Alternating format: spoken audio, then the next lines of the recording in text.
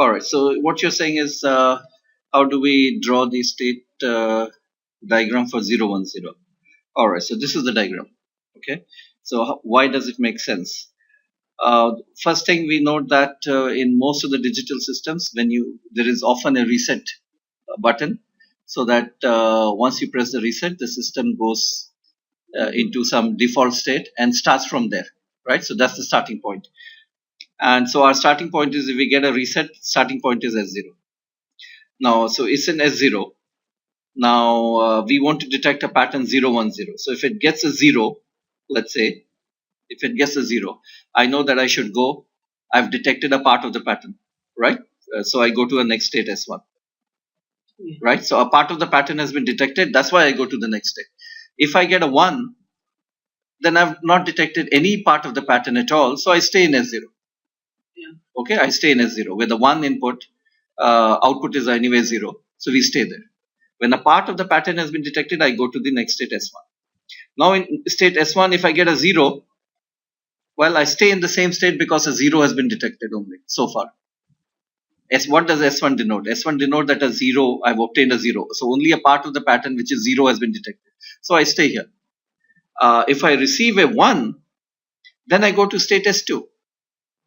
That I've detected now 0, 1. Yeah. So I go S2, right? So that's how I go to S2, 1 and 0. Okay, so this part is fine.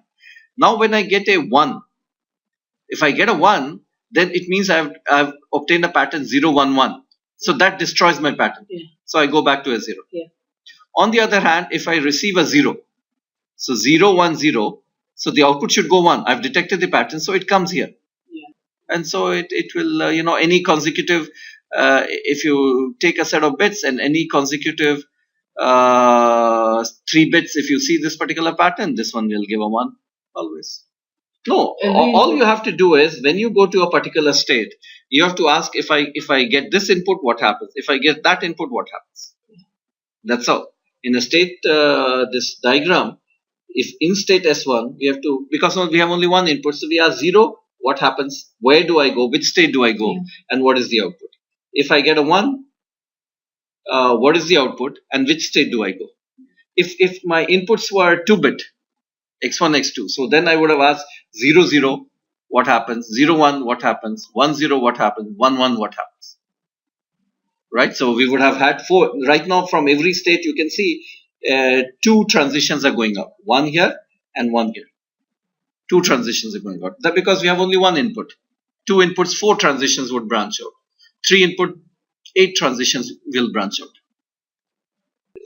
One has to go systematically and then decide how you. So the idea is this is a design step. So the idea is, how will I accomplish something in a finite set of states, right? So now there is no there's no thing that I can say. It all depends on the problem. I cannot say. All that one can say is, you have to, in each state you do something. When you are in a particular state, you get an input, you go to a next state, and you produce some output. That's all that is there in this finite state machines. Now you have to decide now how many states, how to do it. There is no general thing that one can say. Follow this and it will come. Unlike a maybe a truth table, where if you just 0, 0, 0, what happens, and you fill it up. Here it requires more thought. More machine, except that the more machine, the difference is that the output depends on the state itself, right? So for example, somewhere, let's see if I can, more machine, where did we do this? Yeah, but we didn't do this, I think, properly. Yeah, this one, let's see. Yeah, so one can see more clearly this. Let's put it here, let's put it here, right? So more machine, one can see, here. So reset, you go to state S0, and now the output is a function of the state, right? So 0 here. Now when I get a 1, I stay here, same. When I get a 0, I go to the next state S1. Then when I get a 0 here, so when I get a 0 here, I stay in the same state. because S1 indicates that I've received 1 0. Output is still 0. When I get a 1, I go to a next state S2. Output is still 0, but S2 denotes that I've received 0 1. Yeah. 0 1. If I receive a 0, then if I receive a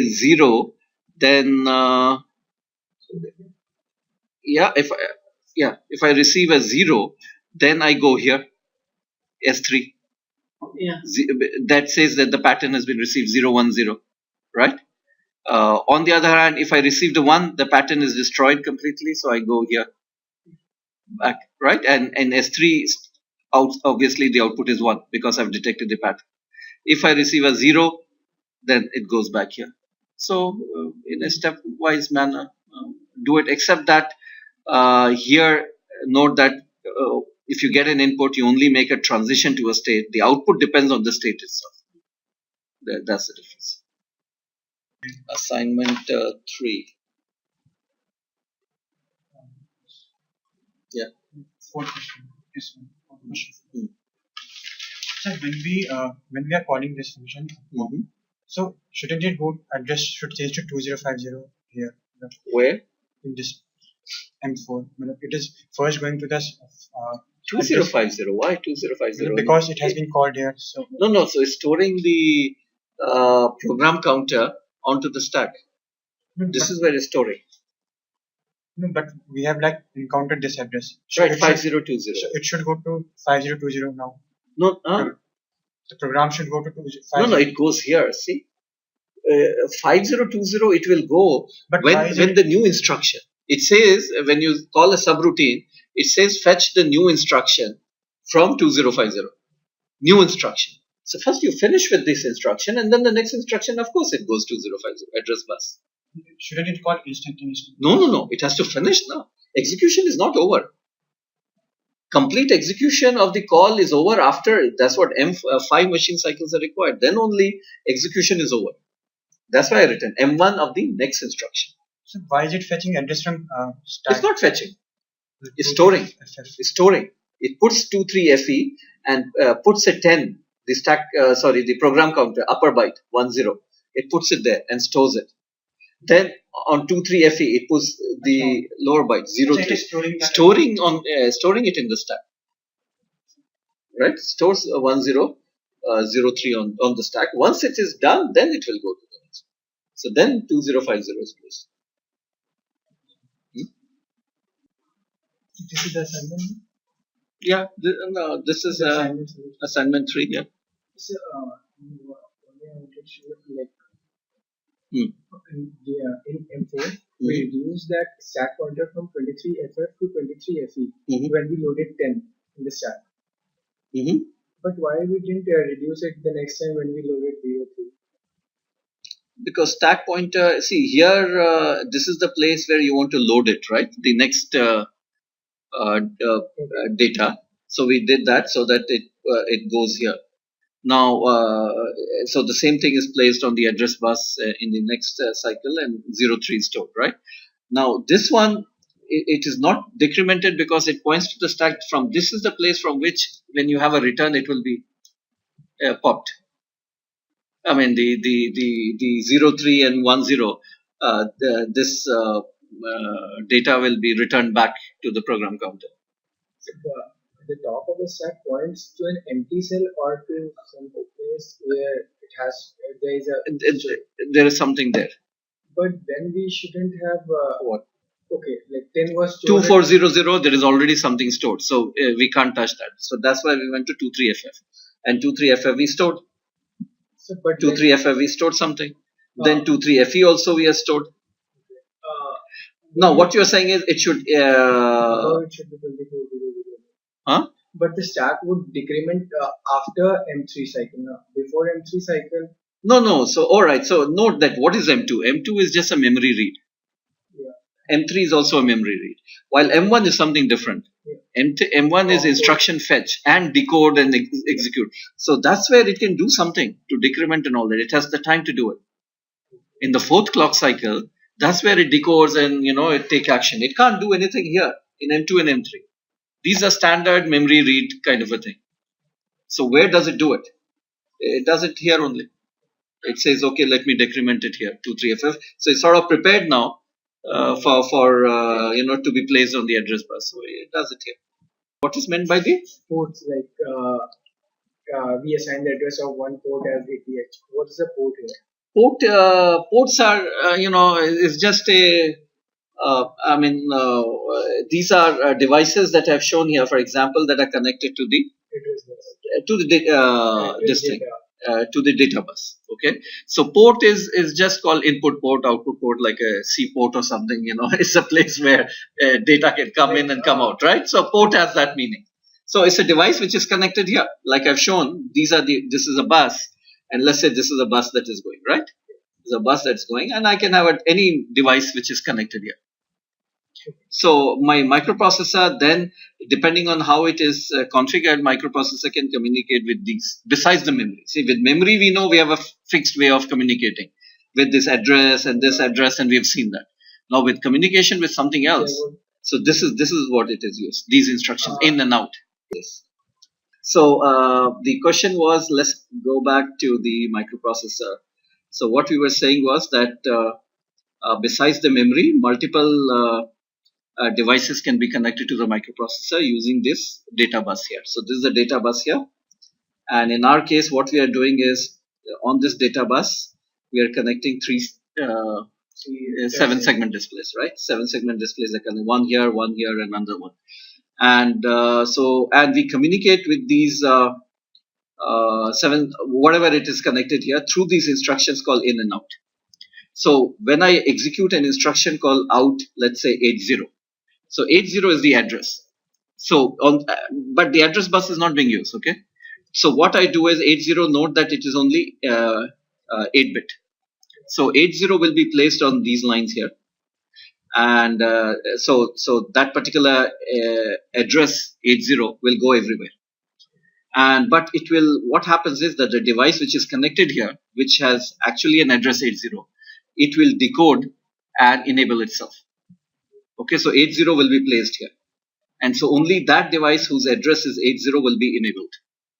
And then when you execute out 80, whatever is in the accumulator in the next clock cycle will be placed here. So that data will go to that particular. It's like a memory read or a memory write. So first, except that on the same thing, first the address is placed, then the data is placed, and then depending on the address, it will go to a particular device which is connected here. When you are doing so whatever you want to go to that particular device, you have to first load it in the accumulator. So the contents of the accumulator will be placed on these particular lines here. All right. So in our case, we want to display, on a 3-segment display. So 3 of them will be connected here. And I think what we have said, let the address of one of them be 80, the address of another one be 40 and 20. Why 80, 40, and 20? Because it makes it simple. 80 has only the MSB, which is 1, and 40 will have the next one, which is only 1, and then the next one, which is only 1 here. So what we have done, if you look at it here, so when I execute out 80, because the address 80 is available only for a clock cycle, so the address will come and we latch it on the address latch. Let's say this is an 8-bit latch, and this is the MSB here, and there'll be 86, 5, 4, 3, 2, 1, and 0 here. So 87 is connected to this one. So when 87 is 1, then these NAND gates are enabled. Otherwise, any other instruction, these NAND gates will be disabled. Right? Any other if I give 40, then this is not active. If I give 20, this is again not active. But of course, if I give 81, it is active. But right now I'm assuming that there are only 3 7-segment displays connected to my microprocessor, and one of them has an address 80, another 40, and the third one 20. So when I give 80, only this will be enabled.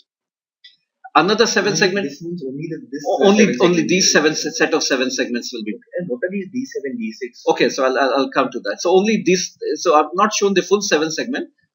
There'll be D7. I mean, there'll be 7 LEDs, right? So all of them will be enabled through such arrangement. Okay. So they will be enabled. And now the issue is I want to display a certain data, right? So for example, if I make D7 equal to 0 or D7 equal to 1, and by the way, note that when I'm doing input-output operations, this line will be 1 also. So I have 1 here and 1 here. So if I put a 1 here, then I get a 0 here. 0 here, and the LED will be on. So if you want the LED to be on, what do you have to do? You have to put 1 here. If you want this LED to be on, you want to put 1 here, because that will make it 0. So it depends on now what you want to display on the 7 segment, right? If you go back, if I want to display a 3 or whatever, then this LED I want to be on, this one, this one, this one, this one. So a particular data has to be sent to on this particular line, D7, D5, D5. And what is this data? Data has to be loaded in the accumulator. So you load that particular data here, this thing, execute this instruction out 80H. This instruction will go here, is latched in this address, enables these NAND gates, and then the data that you send again on this, the data goes here. So note that D7, D6, these lines are going here also, right? These lines are going here, D7, D5. These are all connected to my this bus here, data bus. So when I give a particular data, when I execute out 80H, the contents of the accumulator would be placed on the data bus, and so they will go here. And because this has already been enabled, so these will light up. Then I execute out 40H with an appropriate data. So beforehand, you have to load some things in the accumulator, and you execute out 40. So when you execute out 40, then some other pin AD6 will be on, right? And AD6 going to the 7 segment, certain other 7 segment would enable it, and the data will only go there. So this will switch off then, and the other one will switch on, right? So I mean, that's how you enable one by one. But now, if you want to enable them simultaneously, then you'll have to either store these things somewhere, or you do it fast enough. So right now we are able to get 370 in a sequence. First three goes off. The way I've written here, out 80, and then execute again out. So first it will display here, then it will display on the 40, then it will display 20, one by one, 370, right? And so it won't simultaneously display. So if you want to simultaneously display, then maybe you'll have to make some provision for storing these data also somewhere. Or what you do is you execute these instructions fast enough in a loop. So you display 3, then you display 7, and then display 0, and then go back 370. If you display fast enough, it would appear as 370, right? So either you do it like that. But anyway, there are. So the main point behind this was, how do I interface external devices, and how do I communicate with them? So these are the instructions in and out. So you can read also. If you had, let's say analog to digital converter. Say I had a temperature sensor, and which is giving some analog reading, and then I connect a A to D converter, and so that converts it into a digital this thing, and I want to read it here. So I can connect the temperature sensor and the analog to digital converter finally to this, and I can use, instead of out, I can use an in instruction. So that will also have an address, that would enable that particular D2A converter, and whatever is the value D7, D5, D3 coming from the A to D converter will be then loaded in the accumulator. So that's how you read the data from any other external device. So memory read and write, and this allows us to communicate with some other input-output device. So the data bus is simultaneously connected to address latch and the data pins of the LEDs, NAND gates. Yes. But won't it create a problem? Oh no! So we remember we have a separate line here, which is called address latch enable. You see this line here, ALE. So it allows us to latch it. So it's only the address which is latched. And the second and then we don't latch what is here, right? So in the next clock cycle, when the this thing is placed, then we don't So it keeps the address here. A more sophisticated one, what we would have done is whatever we put here 80, what we do is we take the entire address and we decode it and then enable this one. So right now this one will turn on even if it's 80 or anywhere where 87 is 1. Right, so anywhere. So this is simplistic because we had only 3 things that were connected. Otherwise, you would decode it and enable only when you get 80. So that part. So every external device will have an address. Every external device has an address. So the user, whoever is designing, has to assign an address to that particular one and make sure that that particular device gets enabled only when that particular address is obtained. So yeah, that like here we are doing that. We are latching it, and only when this is obtained, then these NAND gates are enabled. These are enabled, and only then this 7-segment. Question number 3. So, Here.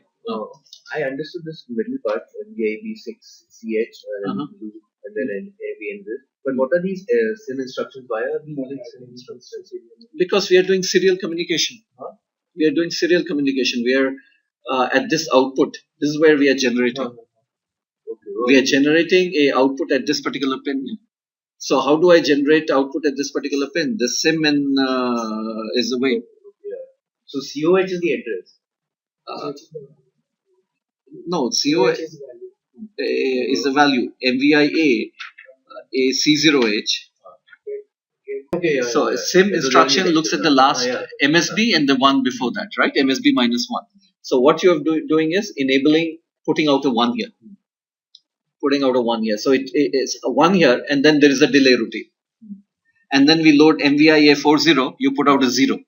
And then, so load A with 40, and when you execute SIM, you put out a 0 here. And then again you go through a delay. And then just repeat. So, question number 1. Yeah. So why are we doing move BM? Move BM. So we have to add, right, a set of 100 numbers. Yeah. So In C we are storing 100, the number of numbers which are left to be added. What? Where? In C, 64. 64 is 100. Right. So that's because I want to count. So that's only for counting. And LXIH is the memory address from where I'm going to fetch. So this is where I'm fetching. Fetching the number, adding it to add B, and when I do add B, then the result is placed in A accumulator, right? In accumulator here, and so I'm bringing it in B, and then adding it to A. A initially I've initialized to 0, so it stores my result. Yeah, I'm thinking, why is this M for? M indicates that it's this is the instruction. That's the whole instruction. Okay, so M is some register. No, M is the refers to memory. Okay. So you are bringing the contents of memory into register B, and which memory? Well, the address of the memory is located here. So that's where move B. So that is implicit. Yeah, that's implicit. I mean, when you write like this is just a mnemonic, a symbolic form. Actually, some bit pattern will be there, binary pattern will be there for this one. So why are the number of cycles in INX6? Okay, INX that's more that's what the not explained, but that's what it is given in the data sheet when you do that. Where have we written execution time? Rest all the code I think we can calculate 7. Yeah, see, INX8 should, yeah. So, well, one can understand that this is you're doing an increment, but you're doing increment on a 16-bit. You're not doing normal increments, you do on an 8-bit, right? It's an 8-bit thing. So it's a 16-bit. So internally it's doing something and taking more clock cycles. So that's why it is 6. Now, why 6 is not explained. Okay. Last question. Actually, the solution, it is different. And Okay, deliberately I did it differently because I think I did something simpler. But yeah. actually, it will create a problem. Like if we follow the assignment question, then it is giving an oscillatory behavior. Yeah, that's what. So you simulate A first, and then you update the lines here. Then you simulate B. Then you find there's an event again here. Then you simulate again, and then there's an event here, and keeps back and forth. Yeah. It's like a clock. Yes, but note that what happens is when I give a input. So let's go back and here. When I give an input which is S is equal to 1 and R equal to 1, right? So you're giving a input which is 0, 0. When you give 0, 0, then the output Q will become 1 and Q bar will also become 1. So these are states which are not in a SR latch. These are states which are not supposed to be used. Inputs not supposed to be used. And the reasons are that the output may become indeterminate. You may not be able to say what the output is. So the idea was that when I simulate my latch using our event-driven simulator, what does it indicate? So it does indicate.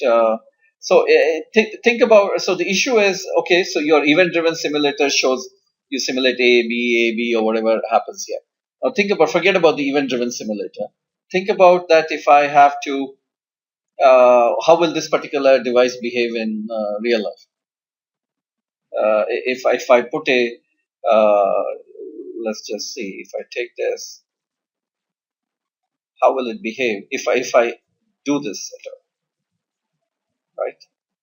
If I put a let's say I put a 1 1, sorry, 0, and I put a 0, so 0 0, and then use 1 1, right? It's 1 1. Okay, so let's put here 1 1 here, and let's put a 1 here. Okay, fine.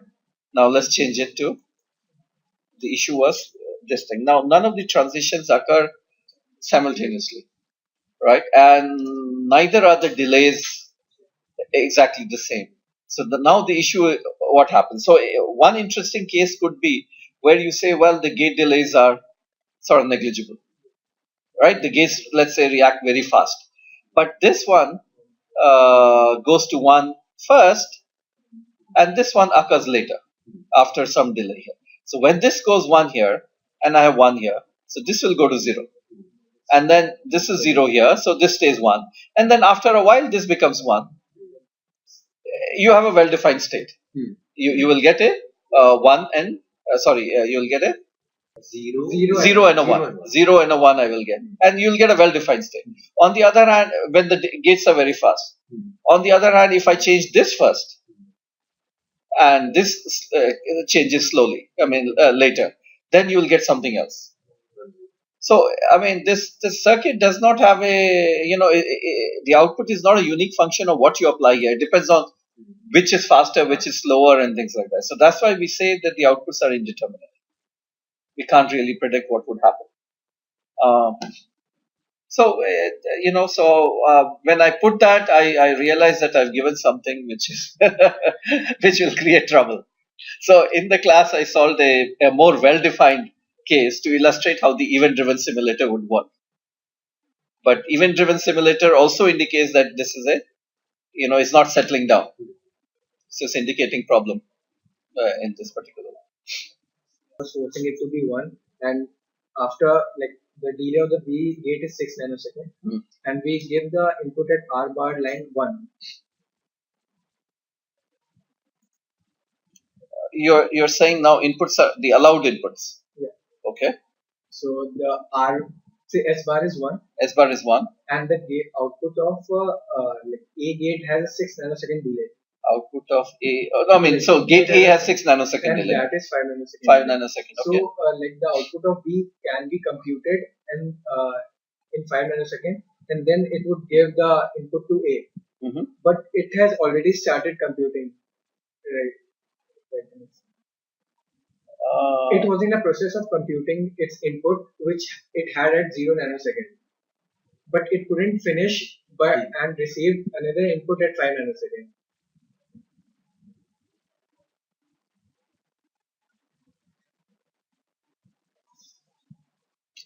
No, so what you're saying is this is so the way the logic simulation is saying we simulate this, and it will change a state after 5 nanoseconds, right? Now you're saying this is 6 nanosecond, And then it and so I'm not saying what is the issue. The state this will change after 6 nanosecond. I'm saying that B changed after 5 nanosecond. B changed after 5 And A nanosecond. was in the process of giving its output at 6 nanosecond, but it received another input at 5 nanosecond before it could give its output. So would it conflict or like? Simulator will say, okay, this is changing after 5 nanoseconds. Then this will occur, and then it will create an event. Yeah. So that will happen afterwards. Okay. Will be scheduled happen afterwards. So intermediate values may be wrong. We have said that a gate may be simulated more than once and all that, but it should settle down to the right value. Sometimes what we do is when we apply 1 and 0, we say, well, let's assume that we don't know what the initial state is, so we put u. We put u here, unknown state here and unknown state here. Now when you apply 1 and 0, so you do with a 3-valued logic, and you see whether it goes to instead of u now, it goes to a well-defined state or not. Right? So many times in the circuits, you start with all the lines are u, and then you start with these values and see whether they go to a proper, when you apply an input, whether all the lines now go to their expected places or not. If some lines stay at u, then there's something wrong in your circuit. It indicates that, well, those are not getting initialized and all that.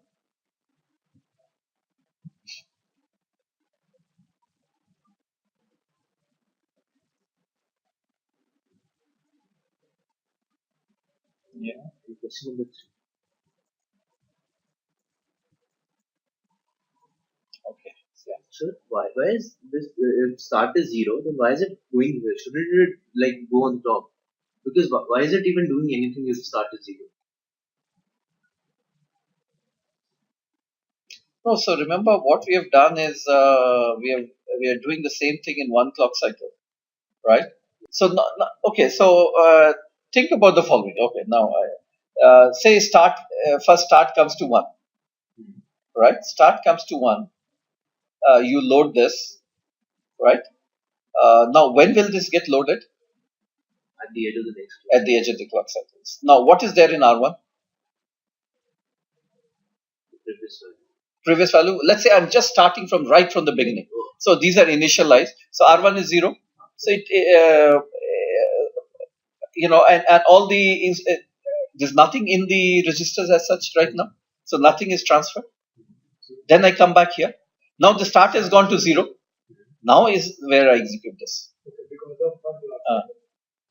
Now I execute this. See, in the first clock cycle, when start goes to 1, I only do this. But these operations cannot really occur on these data, A, B, C, D. Because R2, R3, R4 don't have A, B, C, D right now. See, this is carried out in the same clock cycle, same clock cycle, same clock cycle. Everything is in the same clock cycle. It is state as 0.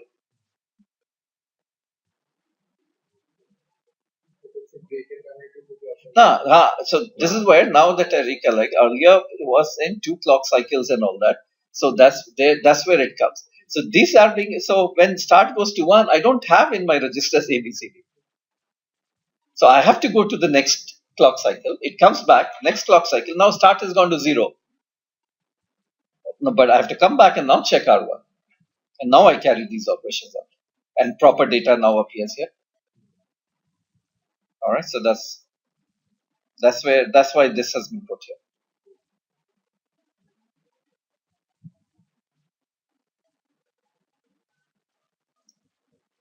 Alright, so this is because it has been put in one single clock cycle, the whole thing. Otherwise, what you're saying would have been right. Go back here and then this whole thing in the next state. Next state, then that would have made sense. But because it's in a single clock cycle, so it's,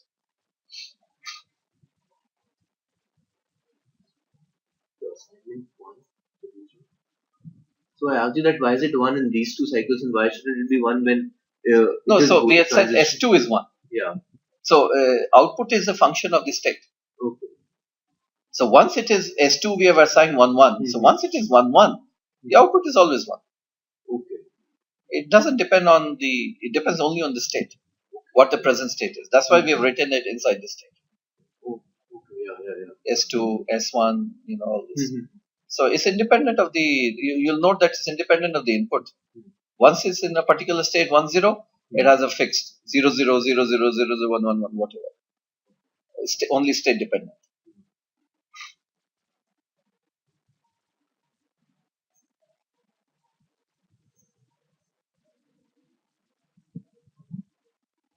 And we had corrected that in the, I think we had drawn this, yeah. So these have been corrected to this one. These are, we said that these give an initial transient error, while these work fine. So when we are scheduling it, so do we mean by this diagram that there are going to be 3 states? Okay, so this is what I clarified in the next one. So when we are doing it, we are saying we are not explicitly looking at the load part. Load part. So we are only looking at the additions and all those operations, and we are scheduling all of them, right? And implicitly, when we drew this diagram here, so we said why it should be available. For example, I need a place in the next clock cycle to store Y, and then I put it here. So assume in some sense that we are back to this particular one. So there is no explicit load, right? There's no explicit load cycle where I load only. So I'm assuming that this is there. So this is what then, if we come back here, then as an intermediate step, I added this. Let's add a load where we need to read the data. And then these are fine, V1, V2, V3, but it sort of becomes inconsistent here. Where, for example, this one we were said is required here, but here now it comes back here, right? So then the next step, what we did was, we because this sort of clock cycle which is being wasted, just simply reading. So we take the last one and we fold it back here, right? So now it makes sense if you look at it here, especially when I write it like this. This is the clock cycle where I do this S1 here, this operation. This is the clock cycle where I do S2. This is the clock cycle where I do it here. And this is where I now load it also. Now the whole thing is consistent. This is not S0 now. See, S1, S2, S0 according to the diagram that I S1, S2, and S0. And the result of this S0, right? We said result of this S0 is available in this. That's where I need to store it. So now as an intermediate step, because we have not considered load and all that, we added it. Intermediate, in a sense, is not wrong. It will still execute the same thing, but it has an extra state and we are using extra registers. So the moment is folded back, now it becomes consistent with all other ones. So everywhere where we have actually looked at only the operations, we have not talked about the read part here. With the idea that read part will do with this folded back, which we did it later on, but it was not explicitly said that, so this sort of a slide was missing as to how this, this has been done. So now it makes sense that after this it comes back here, right? So the result of this is come back here. And we do it in 3 states, you're right. We don't do it in 4 states. And sir, I couldn't exactly get what is multi-cycling and chaining. Multi-cycling is, in all of this, if you say we are making a assumption that an operation is done in a clock cycle. Each operation is done in a clock cycle. Now one can relax that and one can say this operation, for example, if let's say this were multiplication here, right? I think somewhere we have that. I think that those example maybe, yeah, somewhere here. Yes, this one. So for example, especially this one. So here is a standard. All these are standard ways. Each one takes a clock cycle here, right? And now this one does not delay my if I schedule V5 here, right? So if we schedule V5 here, so we go here and schedule V5 here, it doesn't delay that. But then now something interesting comes in is that we artificially said that an operation has to take place in one clock cycle. So we relax that. We say, well, V4. What if I allow 2 clock cycles? So let multiplication occur, and I'll store the result here. So what would happen at this clock edge? Nothing. I mean, the way I organize it, the multiplication is occurring. I store it only at this particular point. See, it's up to me now. When does the result get delayed, stored, and all that? I send the control signals. So I will send the control signals here. So the results of the multiplication will be latched only in this. I won't send the control signal here or here. I will only send it here. Earlier multiplication was occurring, so I would send it here to latch the result of the multiplication. Now I say multiplication is not over, I'll send it here. So it will keep on multiplying. So I in a way, I allocate 2 clock cycles to my multiplier. Right, 2 clock cycles. So, maybe a simpler multiplier could be used. Right. This we did because multiplication generally takes more time. Multiplication takes more time. It takes more time. So by doing this, we are increasing. So there are 2 ways of looking at it. Let's say you have a fixed multiplier and a fixed adder. So earlier my clock cycle will get decided by a multiplier, and so I have 3 multiplication clock cycles.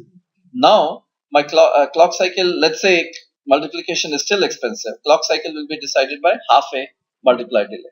So I require 3 half multiplier delays. So it becomes much better performance. So this is like an artificial constraint that you have to finish an operation in 1 clock cycle. And similarly, why do 1 operation in 1 clock cycle? Why not do 2 of them in 1 clock cycle? So you don't store an intermediate result. See, within a clock cycle, you can't store. So it's like 1 adder chained after the other. 2 adders cascaded. Right? So the result of 1 addition feeds into the other adder, and then the whole thing. And then it becomes available here. So this is the other freedom that we have. So chaining is here, and multi-cycling is here. So these are the other 2 freedoms that one can exploit. So how do we compare these 2? The comparison would be depending on what is given, that resources are given to you, or it's said throughput maximize. So based on the the constraints, you decide, does this make sense or this makes sense or whatever.